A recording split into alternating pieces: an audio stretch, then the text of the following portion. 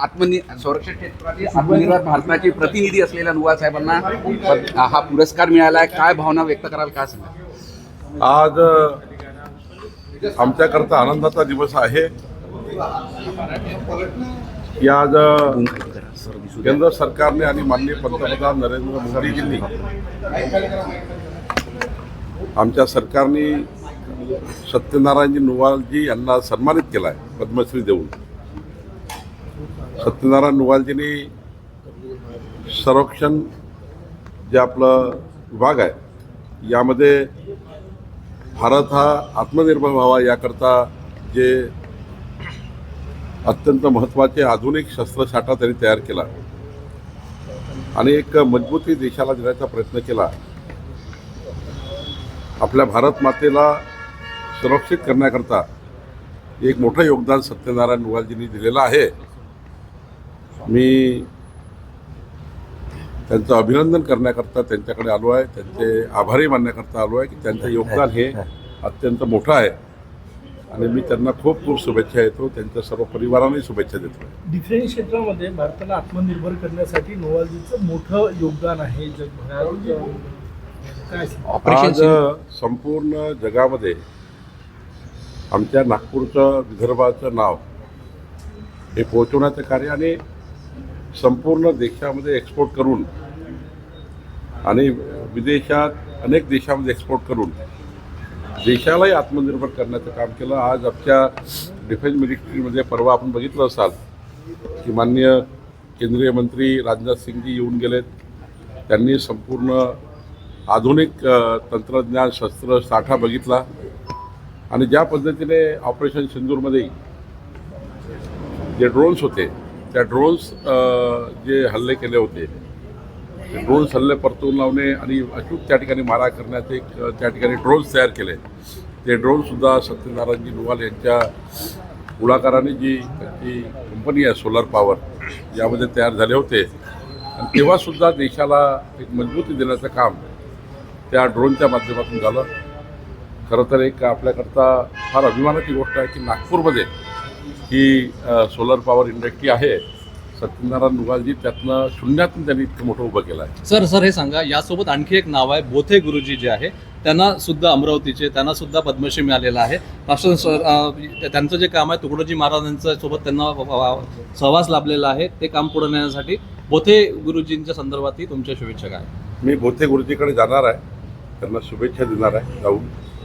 आणि त्यांचं जे कार्य आहे ते अतुलनीय आहे.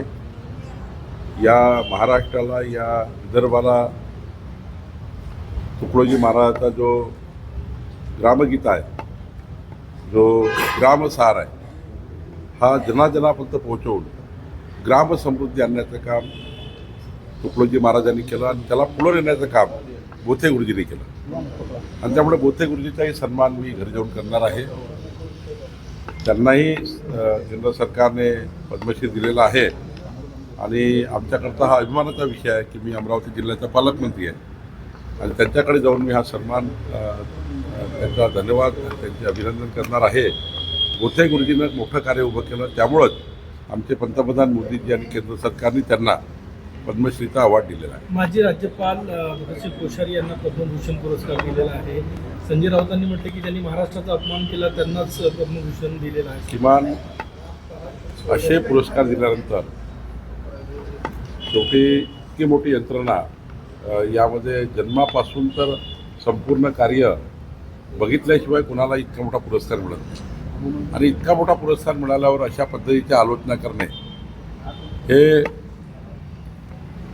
बुद्धिभ्रंश झालेल्या लोकांचं काम आहे. ठीक आहे. गणेश नाईकांना आता पॉलिटिकल पर्सन नाही. सर एक प्रश्न असा आहे, आता भाषण जे तुम्ही दिलं त्या भाषणामध्ये 6000 मेगावॅट वीज सोलरद्वारे निर्माण होईल असं तुम्ही सांगितलं आहे. जे पंप्स ऑफलाईन पद्धतीनं आहे ते पंप्स ऑनलाईन पद्धतीनं ग्रीडमध्ये जोडण्यासाठी काय प्रयत्न होणार आहे आणि शेतकऱ्यांसाठी वेगळी कंपनी किंवा शेतकऱ्यांसाठी फ्री बिल असं तुम्ही जाहीर केलेलं आहे. सोलरच्या 6000 मेगावॅट कसं ऑफलाईन ऑनलाईन होणार आहे? माननीय देवेंद्र फडणवीसजीचं मी मनापासून महाराष्ट्राच्या जनतेमार्फत आभार मानतो की माननीय देवेंद्रजींनी त्यांच्याकडे हा ऊर्जा विभाग स्वतः त्यांनी आपल्याकडे ठेवला आणि गिनीज बुक ऑफ इंडियामध्ये गिनीज बुक ऑफ वर्ल्ड रेकॉर्डमध्ये त्यांचा हा विक्रम म्हणजे एकूण देशात जेवढे सोलर पंप लागले शेतकऱ्याचे त्यातले 60% सोलर पंप एकट्या महाराष्ट्रात लागले आहेत आणि अवॉर्ड मिळाला गिनीज बुक ऑफ रेकॉर्डचा अवॉर्ड मिळाला आहे खात्याला. त्यामुळं खरं तर शेतकऱ्यांना दिवसा वीज देणे, शेतकऱ्यांना मोफत वीज देणे हे जे कमिटमेंट आम्ही विधानसभेच्या निवडणुकीमध्ये जनतेला केलं होतं, शेतकऱ्यांना केलं होतं, ते कमिटमेंट आम्ही पूर्ण केलेलं आहे आणि करतो आहे. पुढच्या 4 वर्षामध्ये 2029 पर्यंत महाराष्ट्रातल्या एकाही शेतकऱ्याकडनं आम्ही विजेचं बिल घेणार नाही, पंपाचं बिल घेणार नाही आणि जे जे आता डिमांड करतील त्यांना 3 लाखाचा पंप हा 25,000 रुपयात देतो आहे.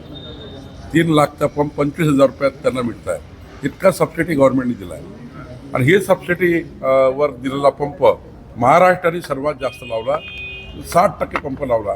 त्यामुळं एक नवी क्रांती महाराष्ट्रात आली. त्यामुळं मी माननीय मुख्यमंत्री देवेंद्र फडणवीसजी, या विभागाच्या ACS आबा शुक्लाजी आणि त्यांचे CMD लोकेश चंद्रजी यांच्याही मनापासून अभिनंदन करतो. पंप्स जे लागलेले आहे ऑनलाईन कसे होणार? फ्लॅश मोठ्या प्रमाणात निर्माण होत आहे, त्यासाठी MOU करणार म्हणजे मोठी समस्या दूर होईल. मी आज सांगितलं की कोराडी आणि खापरखळा वीज प्रकल्प किंवा चंद्रपूर वीज प्रकल्प यातून जे राख निघतं ती जर आपण दगडखानीमध्ये भरली, ज्या उत्खनन केलेल्या दगडखानी आहेत त्या पडलेल्या आहेत. आपण बघितलं असाल धामणा इकडे बुट्टीबुरीकडे, इकडे पाचगावकडे, भुई तालुका मोठ्या प्रमाणात दगडखानी झाल्या आहेत.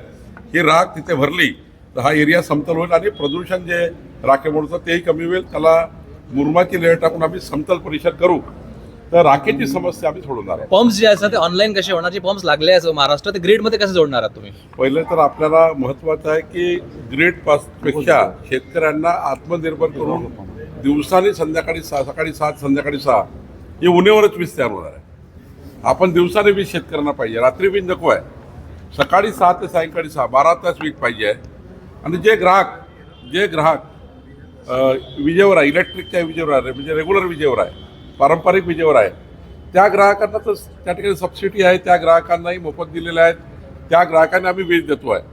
पण दिवसाने मात्र वीज जर पाहिजे असेल तर सोलर पंपावर शिफ्ट व्हावं लागेल.